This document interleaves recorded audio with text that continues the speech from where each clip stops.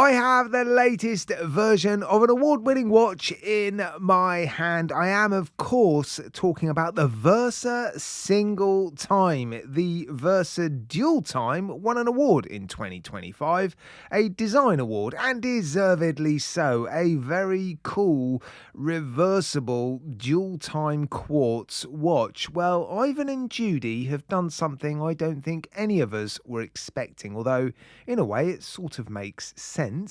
They've made an automatic version, but when you reverse the watch, you don't see a second dial, you see the movement and a custom rotor. The word that springs to mind is pointless, but another word that springs to mind is fun. Why not? Most of you guys watching this channel prefer automatic watches, mechanical watches over quartz watches, and the previous reversible or Versa dual time watch was very, very cool, but yes, it did house a couple of quartz movements. And so I think with this version, they're targeting mechanical watch enthusiasts. It's a very cool concept, very unusual. It got a lot of attention. I've reviewed it a couple of times. Lots of channels have reviewed it and raved about it, and I'm talking about the original dual time version.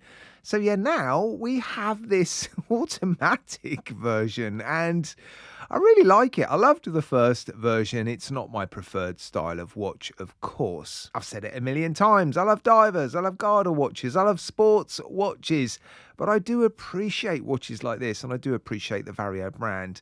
They're doing an incredible job producing the sort of watches that you don't see too often produced by micro brands, and it's one of the reasons this brand stands out. And I think I might be the first person to review it on YouTube. I had a little look on YouTube to see if anybody else has gotten their hands on it yet, and I don't think they have. So yeah, I feel quite privileged to bring this one to you guys. Now, it does house a Miyota 6T28 movement, not one I'm familiar with, but I'm sure they've used it because it's an itty bitty movement. Yeah, it's smaller than your average automatic movement, although still got 40 hours of power reserve, and it beats at 28,800 beats per hour. It doesn't hack. It is a hand wind movement, also automatic. Obviously, you can see the custom rotor there. -20 to +40 seconds a day, according to the manufacturer. 22 joules. It's a no date movement, so there's no ghost position on that crown that sits near the 12. And if you want to buy this movement, it's around £45.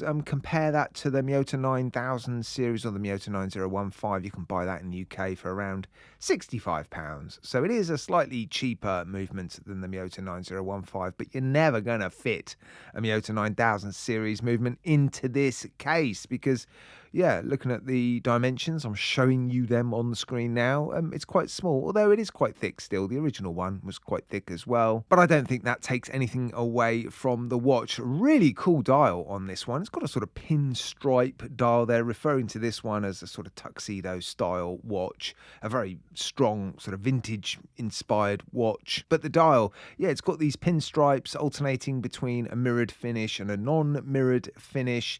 The hands are partly polished and partly matte.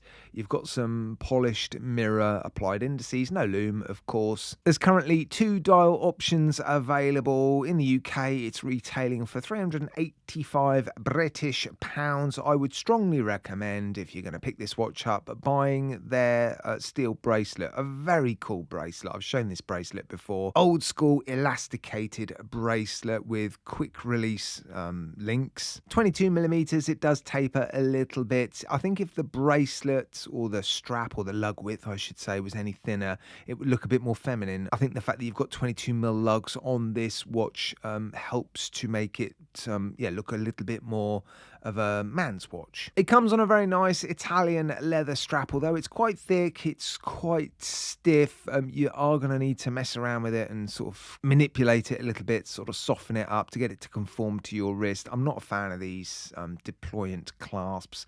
I prefer the traditional buckles, but they've got a lot of straps. If you're going to pick up one of these, I would highly recommend taking a look at their straps. I've got lots of Vario straps, and I often use them in my videos as sort of alternative strap options. And so I would recommend picking this up with the bracelet. £25 for the bracelet is really, really good. Yeah, and their straps, really nice. 50 meters of water resistance, pull, push, crown. The case back is screwed down with 4 screws. Yeah, guys, what do you think of it? I mean, a reversible automatic. I've said it already, the P word, sort of pointless. I don't know. Maybe there's a reason this is practical. What I do like about it, though, on the elasticated bracelet is that you can reverse it without having to take it off. Whereas if it's on a leather strap, of course, you're going to have to take it off to reverse it. But on the elasticated steel bracelet, you just lift it off your wrist and, yeah, flip it round if ever you fancy having a look at the Miyota 6T28. What do you think, guys? Let me know in the comments section. I'm sure Ivan and Judy would love to get some feedback on this watch as well. So, yeah, I look forward to reading your comments. Enjoy the rest of your week or weekend.